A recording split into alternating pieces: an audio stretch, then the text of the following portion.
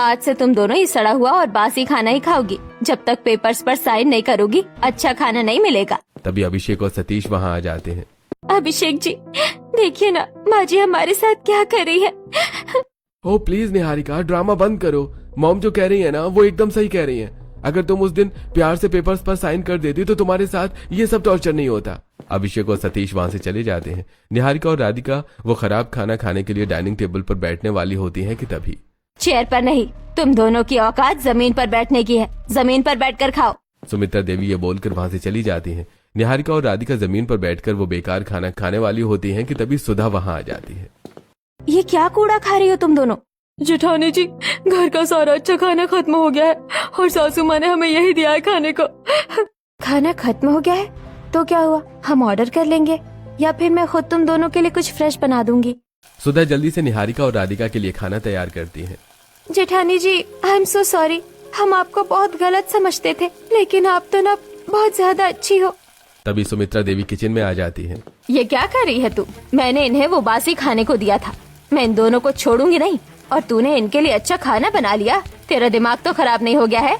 माँ जी आप उनके साथ अच्छा व्यवहार नहीं कर रही, मुझे पता है। अगर नेक्स्ट टाइम आपने इन्हें ऐसा खाना दिया ना तो कसम से मैं पूरे घर का राशन पानी बंद कर दूंगी। सुमित्रा देवी और सुधा के बीच झगड़ा होने लगता है। तभी श्रुति वहाँ आती है और सुमित्रा देवी को साइड में ले जाती है। माँ प्लीज शांत हो जाइए, ज्यादा बहस मत कीजिए। अभी भाभी को गुस्सा आ गया और उन्होंने पैसों वाला बॉक्स मंगवाना बंद कर दिया तो फिर हम क्या करेंगे? पैसों का नाम सुनते ही सुमित्रा देवी की बोलती बंद हो जाती है और वो वहाँ से चली जाती है। अगले दिन सुबह का समय था। सुमित्रा देवी और प्रताप सिंह हॉल में बैठे थे। तभी निहारिका और राधिका उनके लिए चाय लेकर आती है। अरे ये क्या हो गया? आउच! माँ जी ये आपने क्या किया? मेरा हाथ जल गया। माँ जी आपको दिख नहीं रहा था क्या? ओहो सॉरी सॉरी बहू, वो गलती से हाथ लग गया। ऐसा करो, जाओ जाकर ठंडे पानी से धो लो, सही हो जाएगा। अगर उस दिन चुपचाप पेपर्स पर साइन कर देती तो तेरे साथ ये सब नहीं होता। निहारिका राधिका वहाँ से चली जाती है। सुधा ये सब देख रही थी। वो जल्दी से दूसरी चाय लेकर सुमित्रा देवी और प्रताप सिंह के पास आती है और जानबूझकर सुमित्रा देवी के हाथ पर चाय गिरा देती है। आह, पागल हो गई है क्या तू? अंधी है क्या? मेरा हाथ जला दिया। ओहो आई एम सो सॉरी माँ जी, वो मैंने देखा नहीं, गलती से हो गया। आपने ऐसा कीजिए, जाकर ठंडे पानी से धो लीजिए, एकदम ठीक हो जाएगा। तूने ये जानबूझकर किया है ना चुड़ैल, मैं तुझे छोड़ूंगी नहीं। माँ जी अगली बार मेरी देवरानियों पर कुछ भी गिराने से पहले याद रखिएगा।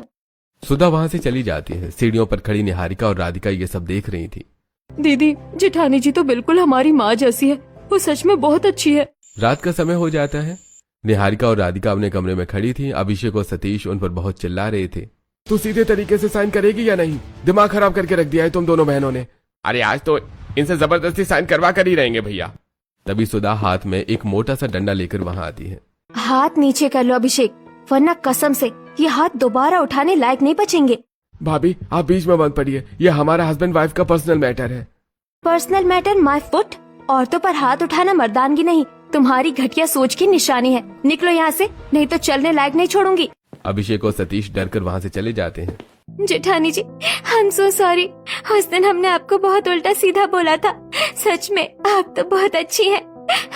इट्स ओके निहारिका, पर तुम लोग इतना कमजोर क्यों बन रही हो? ये लोग बहुत गिरे हुए हैं, तुम्हें थोड़ा स्ट्रॉन्ग बनना होगा। लड़ना सीखो अपने हक के लिए। हम कैसे लड़े? हम तो इस घर में एकदम अकेले हैं। अकेले नहीं हो, तुम्हारी जेठानी तुम्हारे साथ है। फिक्र मत करो, मैं तुम्हें कुछ नहीं होने दूंगी। और अगर अगली बार ये तुम पर हाथ उठाए तो पीछे मत हटना, पलटकर जवाब देना। हम औरतें हैं और औरत किसी से कम नहीं होती। अगले दिन सुधा किसी काम से घर के बाहर गई हुई थी। सुमित्रा देवी को मौका मिल जाता है और वो निहारिका और राधिका को एक कमरे में बंद कर देती है। बहुत जेठानी जेठानी करती हो ना, आज वो तुम्हारी जेठानी घर पर नहीं है। अब देखती हूँ आज कौन बचाता है तुम्हें। सुमित्रा देवी कमरे के दरवाजे पर ताला लगाकर वहाँ से चली जाती है। निहारिका और राधिका बहुत रोती हैं और मदद मांगते हैं, लेकिन कोई नहीं सुनता। सासू माँ प्लीज दरवाजा खोल दीजिए, प्लीज हमें यहाँ डर लग रहा है। ऐसी कुछ समय बीत जाता है। रात को जब सुधा घर लौटती है तो उसे राधिका और निहारिका के रोने की आवाज आती है। तो वो जल्दी से उस कमरे के पास जाती है। निहारिका, राधिका, तुम लोग अंदर हो क्या? सुधा जल्दी से उस कमरे का दरवाजा खोलती है। निहारिका और राधिका की हालत बहुत खराब थी। वो उन्हें जल्दी से अपने कमरे में ले जाती है और उन्हें पानी पिलाती है। शांत हो जाओ, रिलैक्स, कुछ नहीं होगा। मुझे बताओ क्या हुआ था, किसने बंद किया तुम दोनों को उस कमरे में? माँ जी ने हमें सुबह से उस अंधेरे कमरे में बंद कर दिया था। कहा कि जब तक साइन नहीं करोगी भूखी प्यासी यही मरोगी। ये बुढ़िया तो सच में पागल हो गई है पैसों के लालच में। तुम लोग यही रुको, मैं अभी आती हूँ। सुधा गुस्से में सुमित्रा देवी के पास जाती है। आपकी हिम्मत कैसे हुई उन लड़कियों को जानवरों की तरह अंधेरे कमरे में बंद करने की? आप लोग इंसान है या राक्षस? अपनी जबान नीचे रख बहू। जो रौब तो दिखाती है ना, वो तेरे बाप के पैसों का है। कान खोल कर सुन ले, हम भी किसी से कम नहीं। अगर तेरे घर वाले खतरनाक है तो हम भी कम खतरनाक नहीं। हमारे और उन अनाथ लड़कियों के बीच में था। बीच में मैं नहीं, आप लोग आ रहे हैं। कान खोलकर आप सुन लीजिए माँ जी, आज के बाद अगर आपने उन दोनों लड़कियों को परेशान करने की या डराने की कोशिश भी की ना तो बहुत बुरा होगा। मैं पुलिस बुलाकर आप सबको जेल की हवा खिला दूंगी। तू मुझे धमकी दे रही है? धमकी नहीं, वार्निंग दे रही हूँ। कुछ दिनों बाद श्रुति का बर्थडे आता है। घर में पार्टी का माहौल था, बहुत सारे लोग आए हुए थे। सुधा श्रुति के लिए कोई स्पेशल गिफ्ट लेने मार्केट गई है। तभी सुमित्रा देवी निहारिका और राधिका के पास आती है।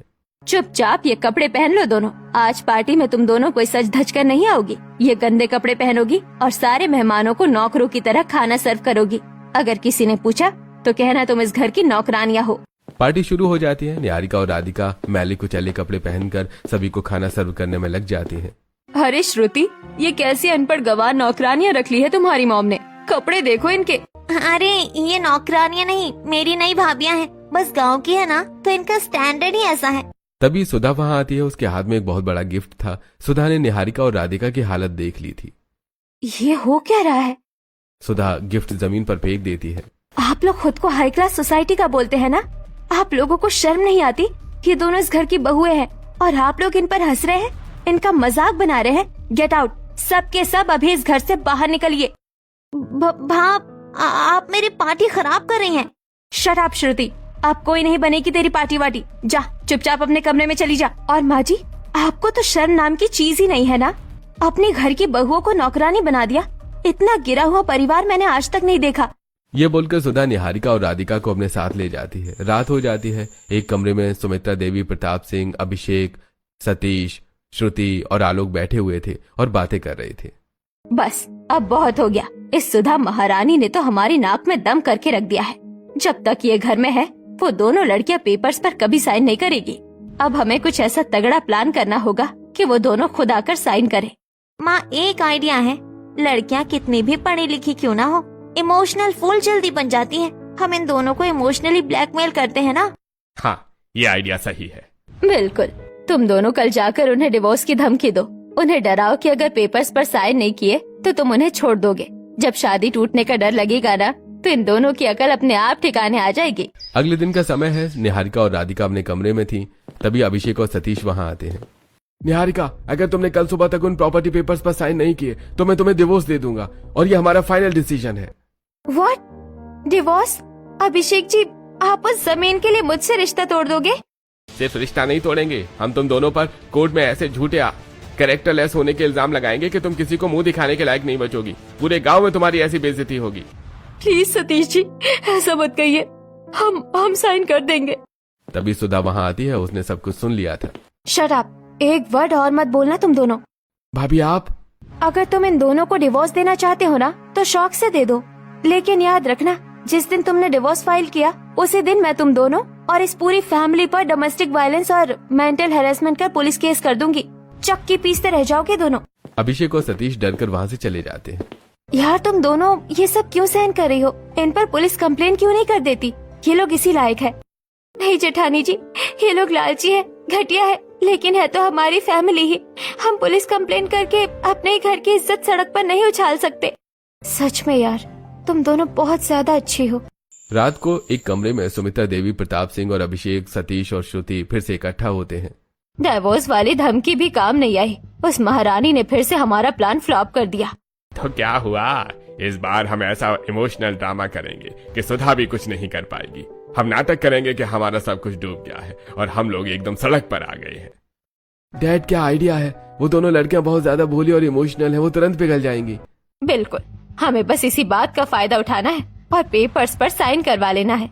और वैसे भी कल सुधा अपने मायके जा रही है, उसके यहाँ न होने से हमारा काम और आसान हो जाएगा। अगले दिन हॉल में सुमित्रा देवी, प्रताप सिंह और तीनों बेटे जमीन पर बैठकर रो रहे थे। आवाज सुनकर निहारिका और राधिका वहां आती हैं। हे भगवान, ये क्या हो गया? हम तो लुट गए, बर्बाद हो गए, हमारा सब कुछ चला गया। अब हम सड़क पर आ गए। माँ जी क्या हुआ? आप लोग ऐसे क्यों रो रहे हैं? अरे बहू, बिजनेस में बहुत बड़ा लॉस हो गया है। घर गाड़ी सब नीलाम होने वाला है।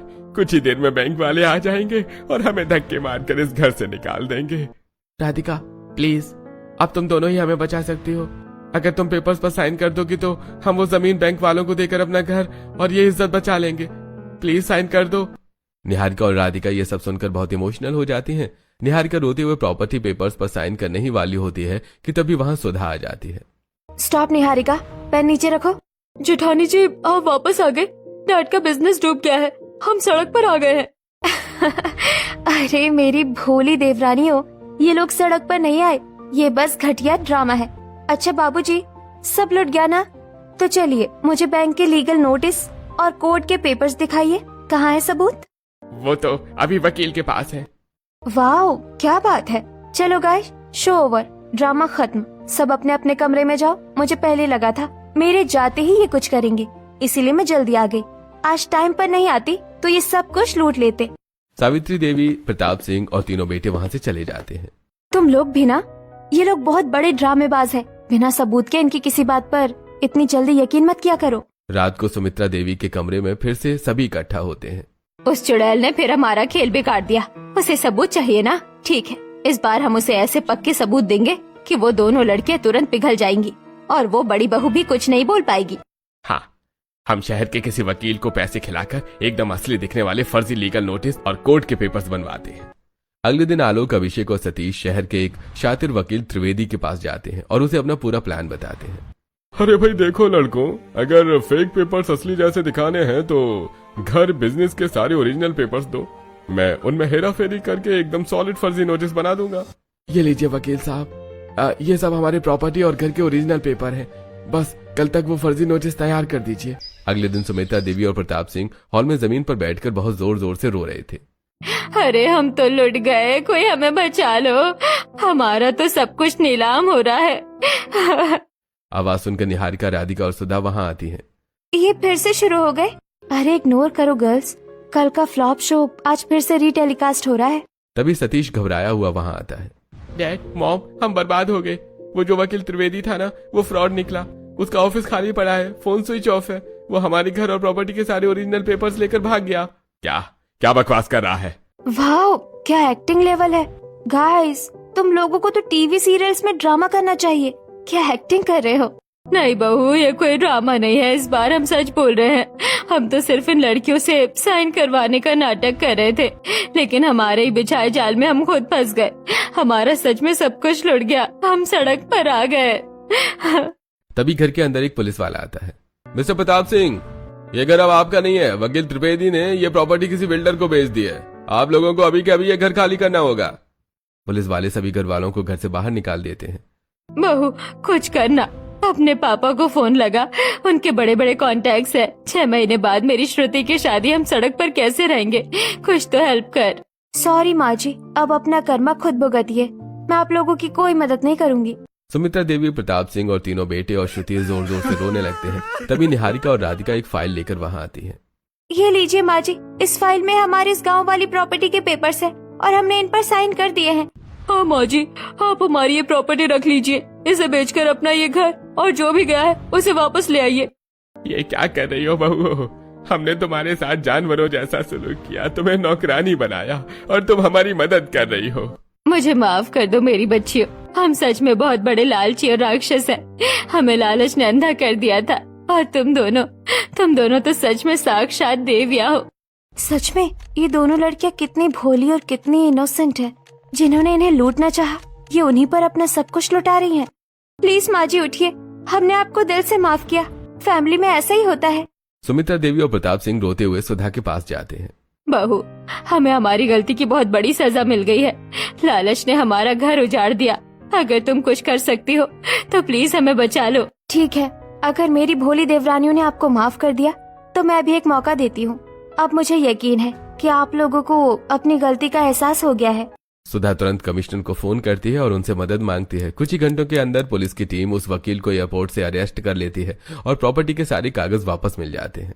सुधा, ये तेरा एहसान मैं कभी नहीं भूलूंगी। तूने आज हमें बचा लिया। कुछ सालों बाद निहारिका और राधिका की गांव वाली जमीन पर एक अच्छा स्कूल और एक अच्छा हॉस्पिटल बन गया था, जो कि सुधा ने बनवाया था। आज दोनों का उद्घाटन था, पूरा परिवार वहां मौजूद था। देखा गर्ल्स, मैंने कहा था ना, अच्छाई हमेशा जीतती है। थैंक यू जेठानी जी, आप ना होती तो हमारा क्या होता। आप सच में पूरे ससुराल से लड़ गई हमारी खातिर। पूरा परिवार एक साथ हॉस्पिटल और स्कूल का उद्घाटन करता है।